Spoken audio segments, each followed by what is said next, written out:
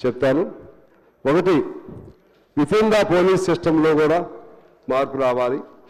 తర్వాత వాళ్ళకి shift system ఉండాలి అధ్యక్ష.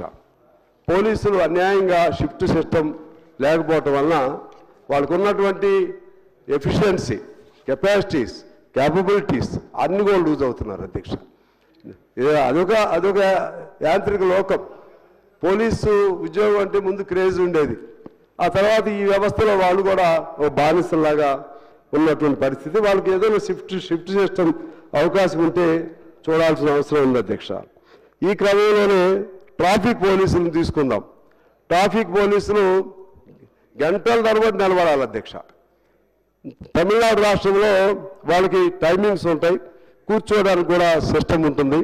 పోయినసారి సభలో నేను ఆ అంశాన్ని కూడా రైజ్ చేస్తే ముఖ్యమంత్రి గారు దానిపైన మంచి ఆలోచన చేస్తామని కూడా చెప్పడం జరిగింది అధ్యక్ష.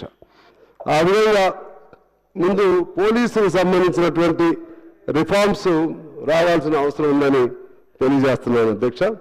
అదేవిధంగా తెలంగాణ ఉద్యమకారుల పైన కేసులు ఇప్పుడు కూడా ఉన్నాయి, వాటిని ఎత్తివేయాలని కోరుతున్నాను.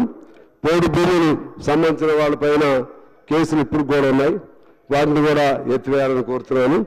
అదేవిధంగా ఈ మల్టీ జోన్ సిస్టంలో వల్ల వరంగల్ రేంజ్లో ఉన్నటువంటి వాళ్ళు 1989, 91, 95 వాళ్ళందరికీ ప్రమోషన్స్ ఆలస్యం అవుతున్నాయని చెప్పి అందరినీ అప్రోచ్ అయ్యారు.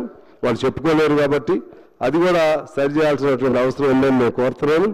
అలాగే ఇక్కడ లా అండ్ ఆర్డర్ సిచ్యువేషన్ సంబంధించి ఇంకా అనేక నేరాలు ఎలా జరుగుతున్నాయి అనేది ఒకసారి దానిపైన ఎందుకు జరుగుతున్నాయి లా అండ్ ఆర్డర్ సంబంధించి why it is being deteriorated day by day, why so many law and order problems are being arise, all such things to be thoroughly probed. దానికి సంబంధించి ఇక్కడ సీసీ కెమెరాలు అంటున్నారు, షీ టీమ్స్ వేసామంటున్నారు, అయినా still it is this menace is going on. నేరాలు జరుగుతూనే ఉన్నాయి.